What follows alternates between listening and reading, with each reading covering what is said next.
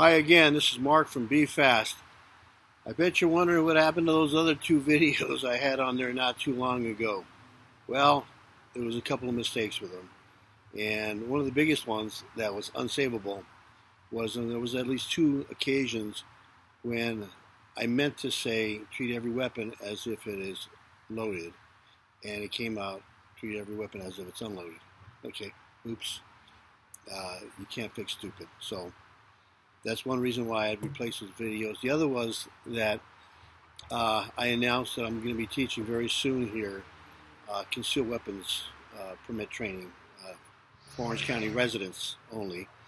And I mentioned that the classroom instruction was going to be either in person or online/Zoom. And after careful consideration and deliberation, I come to the conclusion that two things should never be done online. First is teaching someone how to do brain surgery, and the second one, close second, is instructing someone on how to safely carry a concealed firearm in public.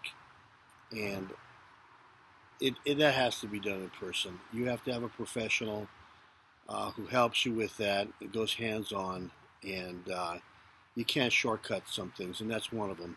And if somebody offers to teach you firearms training, firearms safety and tactics online, in my opinion, they're doing you a disservice. Look for a professional that will go one-on-one with you, or in a group, and do it in person. Anyway, enough said. I just want to highlight some of the things that I said in my previous videos, and I believe that there's three safety rules that are universal, and the first one, and to me the most important one, is that you treat every single firearm that you come across as if it's loaded. Okay, you handle it with respect. You make sure it's safe. Whether it be your own firearm or if someone's handing you a firearm to show you something, treat it as if it's loaded, and never manipulate a firearm until you're sure that it's unloaded. Knowing that it's unloaded, keep your finger off the trigger, but you're still manipulating the gun. No, don't do that. A professional, and how you can tell a professional, a trained professional, is that when you hand them a firearm, they will drop the magazine. They will pull the slide back and lock it back. They will look with a finger check to see and make sure that it's unloaded, and then they'll manipulate the gun. Same thing if someone says, may we look at your weapon? Sure, hold on a second. And you drop the magazine, you lock it back, you show them it's clear and safe, and then you hand it to them. You never hand somebody a loaded firearm, and you should never allow anyone to hand you a firearm that you don't know if it's loaded or not. You always make sure that it's clear and safe. Okay? The second rule is always keep your finger off the trigger until you're ready to fire.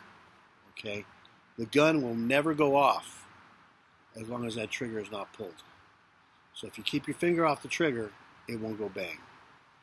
All right? And the last rule that I want to talk about here is that always keep the muzzle of your weapon, always keep your weapon pointed in a safe direction where there's no people or anything that can get hurt or destroyed.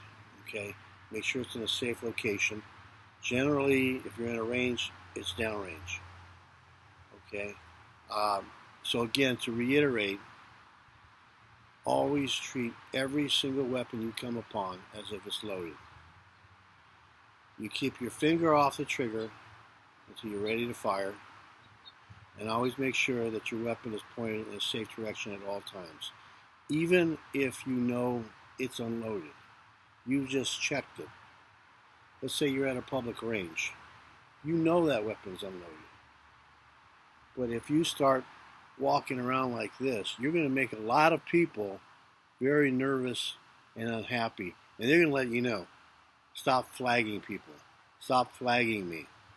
Flagging is when a handgun is pointed at another person. Okay? So, as was discussed in the previous video, if you didn't see it, is ways to do an administrative carry. An administrative carry is how you take a weapon and transport it outside of a lockbox safely. You see on TV sometimes, you see my air Glock, people will do this and hold it right by their head, pointed straight up. Well, hopefully there's not a second floor. The other thing is, if a bullet accidentally goes off, what goes up comes down. So it's not really safe like this. My biggest problem with that is that you've got a loaded firearm that's very, very close to your noggin. And I'm about to shoot this fly over here. And if you were to fall, trip, or if someone were to bump into you, you've got a loaded weapon that could potentially go off accidentally. Whatever happens, it's near your head. So just make sure that you don't carry it in front of you like this, flagging other people. Make sure that you're not carrying it like this, because in my opinion, it's an unsafe position. What I consider to be safe, in my opinion, is what's called low ready.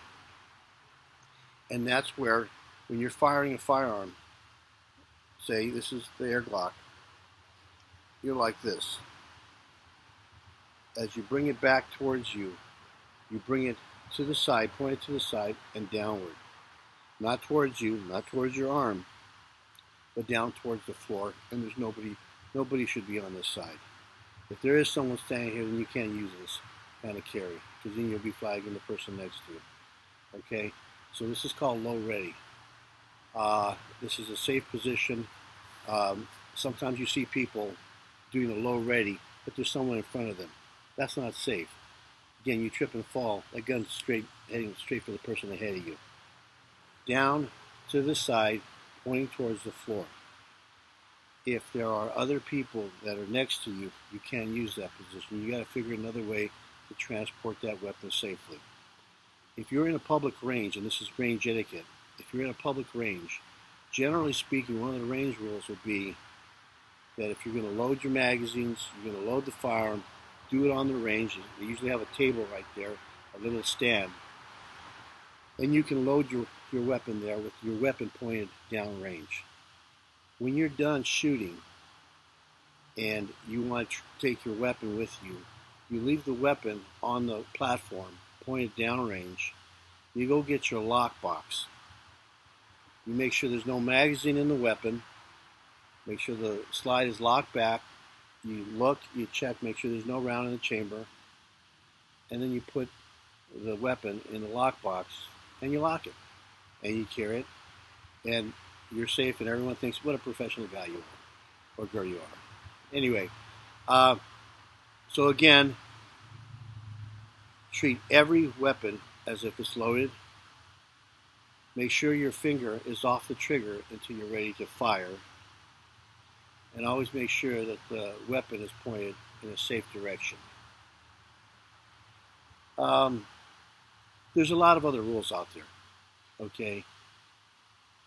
I'm not the greatest expert in the world. I'm just telling you what works for me and what I think, in my opinion, is important. The NRA has up there in the top 3 that you always keep your weapon unloaded until you're ready to fire.